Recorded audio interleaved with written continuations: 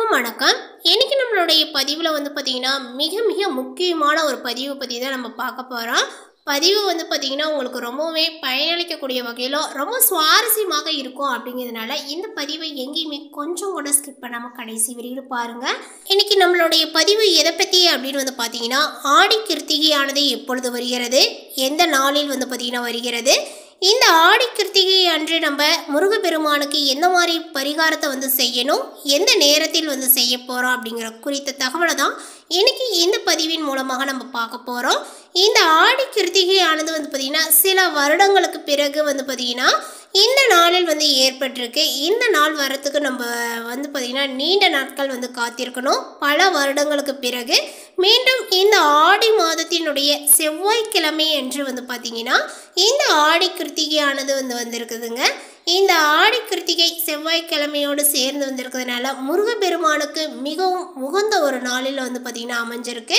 So அதனால் இந்த நாளை தவற விடாமல் இந்த நாளில் நான் சொல்லக்கூடிய இந்த ஒரு பரிகாரத்தை நீங்கள் செய்து உங்களுக்கு என்ன வேண்டுதல் வைக்கிறீங்களோ அந்த வேண்டுதலானது நிறைவேறும் அப்படின்னே சொல்லலாம். எதை நினைத்து முருகப்பெருமானை வேண்டிக் கொள்கிறீங்களோ அந்த ஒரு வேண்டுதல் அப்படியே நிச்சயம் பலிக்குங்க.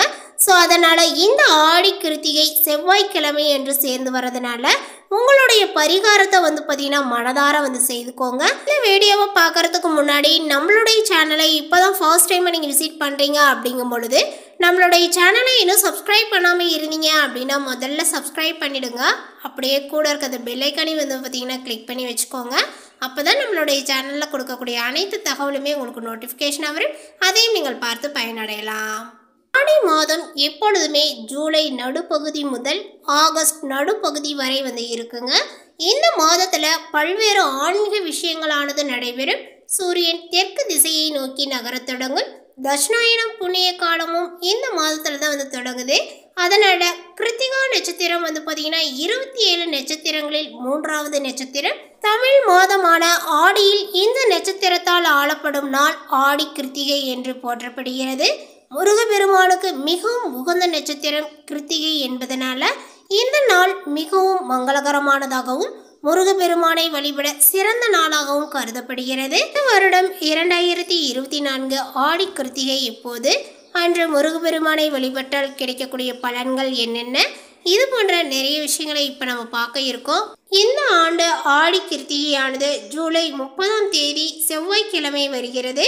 ஜூலை 29ஆம் தேதி பகல் 2:41 மணிக்கு துவங்கி ஜூலை 30ஆம் தேதி பகல் 1:40 மணி வரை பார்த்தீங்கன்னா கிருத்திகை நட்சத்திரம் உள்ளன. ஜூலை 29ஆம் தேதி பகல் பொழுதிலேயே கிருத்திகை நட்சத்திரம் துவங்கி இருந்தாலுமே சூரிய உதயத்தின் போது இருக்கக்கூடிய நட்சத்திரமே அன்றைய நாளுக்குரிய நட்சத்திரமாக கருத வேண்டும். அதனால் ஜூலை 30ஆம் தேதியை பார்த்தீங்கன்னா ஆடி கிருத்திகையாக எடுத்துக்கொண்டு விரதங்களை இருக்க வேண்டும் என்கின்றது சாஸ்திரம். மேலும் அன்றைய தினம் மிகவும் சிறப்பான நாளாக கருதப்படுகிறது. அதற்கு காரணம் முருகனுக்கு உரிய கிருத்திகை செவ்வாய்க்கிழமையில் வருகிறது. அம்மனுக்கு உரிய ஆடி 2ஆம் செவ்வாய்க்கிழமையும் அன்றுதான் வருகிறது. இதனால் அன்றைய தினம் விரதங்கள் இருப்பவர்களுக்கு அம்மனுடைய அருளும் முருகனுடைய அருளும் சேர்ந்தே கிடைக்கும். ஆடி கிருத்திகை நாளில் சூரிய உதயத்திற்கு முன்பே எழுந்து நீராடி தங்களுடைய விரதத்தை தொடங்க வேண்டும். இந்த நாளில் சூரிய உதயத்திற்கு முன்பே எழுந்து நீராட வேண்டும்.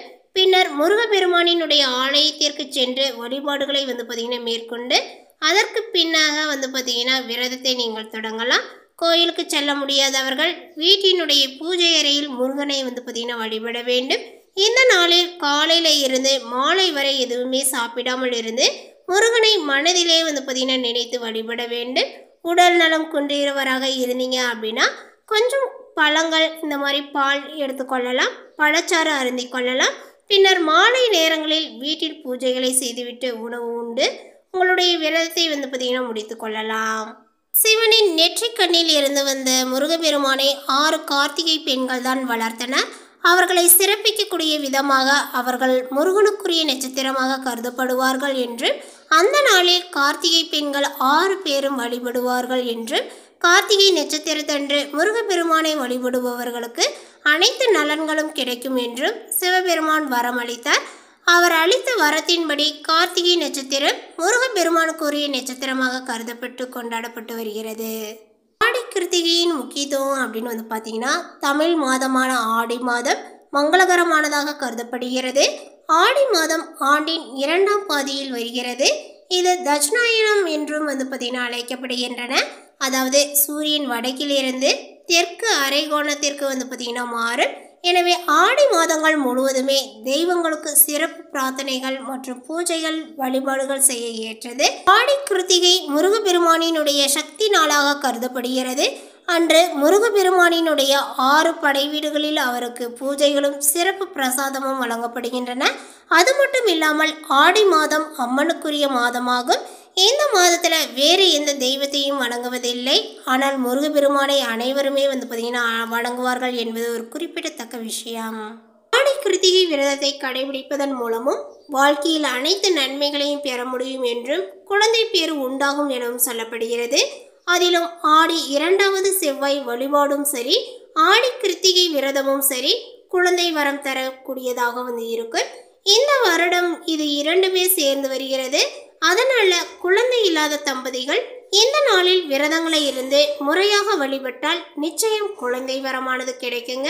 இதுவரை திருமணம் ஆகாதவர்கள் அல்லது திருமணம் வந்து பார்த்தீங்கன்னா செய்ய பேச்சுவார்த்தை ஆரம்பிப்பவர்கள் ஆடி கிருத்திகையில் முருகனை வந்து வழிபட்டால் கண்டிப்பாக திருமணமானது நடக்கும். அது மட்டும் இல்லாமல் வாழ்க்கையில் முன்னேற வேண்டும், பிரச்சனைகளில் இருந்து விடுபட வேண்டும் என்று நினைப்பவர்களுக்கு முருகனுடைய அருளானது வந்து பார்த்தீங்கன்னா இப்பொழுது கிடைக்கும். ஸோ அதனால் இந்த ஆடி கிருத்திகை நாளில் வந்து பார்த்தீங்கன்னா மறக்காமல் உங்களுக்கு என்னென்ன வேண்டுதல்லாம் இருக்கோ அந்த வேண்டுதலை முருகப்பெருமானிடம் வந்து வைத்து கொள்ளலாம்.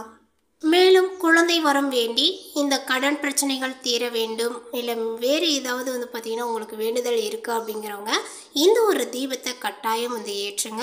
நிச்சயமாக உங்களுடைய வேண்டுதலானது வந்து பார்த்திங்கன்னா அப்படியே வந்து பழிக்கும். உங்களுடைய வீட்டின் அருகில் இருக்கக்கூடிய ஏதாவது ஒரு பழமையான முருகன் கோவிலாக பார்த்து தேர்ந்தெடுத்துக்கோங்க. இந்த பரிகாரத்தை செவ்வாய்க்கிழமை அன்று வந்து செய்யுங்க.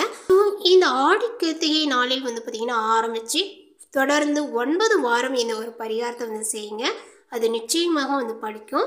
இந்த தீபங்களை செவ்வாய்க்கிழமை வியாழக்கிழமையிலும் வந்து ஏற்றலாம். இந்த தீபத்தை வந்து எப்படி ஏற்றணும் அப்படிங்கிறத இப்போ நான் உங்களுக்கு சொல்கிறேன்.